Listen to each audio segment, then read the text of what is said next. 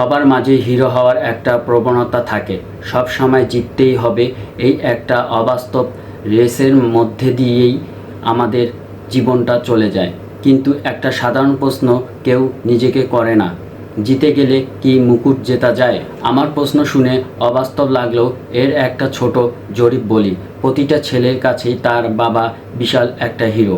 এটার কারণ কি জানেন? ছোটোবেলায় আব্বুর সাথে যতবার ক্যারমবোর্ড বা ক্রিকেট খেলেছি সব সময় আমি জিতেছি।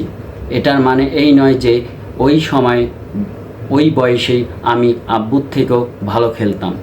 আব্বুর কাছে মানেই গোলটাই ছিল আমাকে জিতিয়ে দেওয়া, আর জিতে গেলেই খুশিতে আত্মহারা হয়ে যেতাম আমি, আর আমার খুশিতেই আব্বুর সন্তুষ্টি আসতো। কিন্তু যদি উল্টা হতো, ধরেন আব্বু আমাকে হারিয়ে দিতেন আর আমি হেরে গিয়ে কান্না করে দিতাম, তখন দেখা যেত আমরা এই কান্না থামানোর জন্য আব্বুর এক্সট্রা সময় আর টাকা দুটোই খরচ হতো।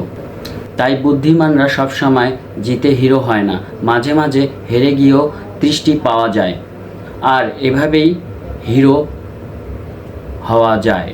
যারা আমার এই ভিডিওটি দেখতেছেন বা দেখছেন, তারা আমার ভিডিওটি কমেন্ট বা শেয়ার করে দিয়েন। ভালো থাকবেন। আসসালামু আলাইকুম। এটার ক্রেডিট হচ্ছে আমার বন্ধু অঙ্কুর। তার জন্য সবাই দোয়া করবেন, সে যেন ভালো থাকে, সে যেন সুস্থ থাকে, এটাই কাম্য।